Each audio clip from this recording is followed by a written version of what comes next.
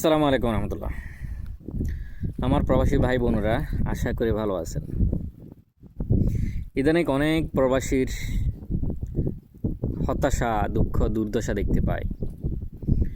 অনেক প্রবাসী বলে আজকে 10 বছর 20 বছর হয়ে গেছে প্রবাস জীবনে, আমার কাছে কিছুই নাই, আমি শূন্য। তো এটা আসলে আমাদেরই দোষ, আমাদেরই কর্মের ফল, এটা আমাদেরই উদারতার ফল। এটা মানুষ সবাই টাকা ইনকাম করে, কিন্তু মানি ম্যানেজমেন্টটা সবচেয়ে গুরুত্বপূর্ণ বিষয়।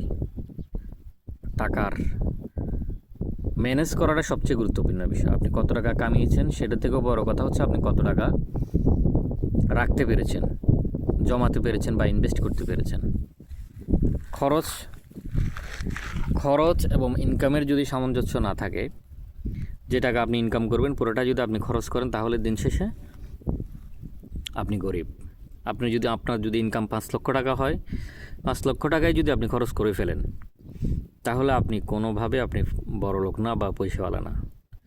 আর আপনি যদি 50,000 টাকা ইনকাম করেন, আপনার খরচ যদি 20,000 টাকা হয়, 30,000 টাকা যদি আপনি সেভিংস করতে পারেন অথবা কোথাও ইনভেস্ট করতে পারেন, তাহলে আপনি হয়তো একদিন টাকাওয়ালা হতে পারবেন। তো সুতরাং প্রবাসী ভাইদের জন্য আমার পরামর্শ, আপনারা যে টাকা ইনকাম করেন 50% টাকা আপনারা সেভিং করবেন। 50% টাকা অবশ্যই আপনি সেভিংসের জন্য রাখবেন। বাকি 50% আপনি ফ্যামিলির খরচ, ফ্যামিলি মেনটেনেন্স এবং অন্য খরচের জন্য রাখবেন। আর 50% টাকা অবশ্যই আপনাকে ফিউচারের জন্য ইনভেস্ট করতে হবে, সেভ করতে হবে। না হলে 10-20 বছর 15 বছর পরে আপনি হতাশ হবেন, আফসোস করবেন, তখন আপনার কিছুই করার থাকবে না। সুতরাং আপনি আপনার পরিবারের জন্য যত টাকা খরচ, পরিবারের খরচটা নির্দিষ্ট করে দিন। যত টাকা খরচ ঠিক তত টাকায় আপনি পরিবারকে দিন।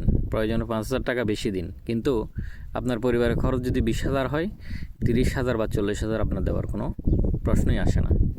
এটা অপচয়। এবং পরিবারে যারা খরচ করবেন তারাও সেম, তারাও যদি 20,000 টাকা খরচ হয়, সেখানে 30,000 টাকা খরচ করাটা হচ্ছে অপচয়।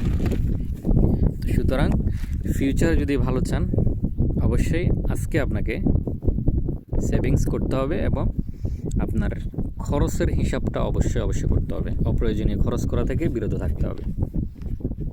আসসালামু আলাইকুম রহমতুল্লাহ।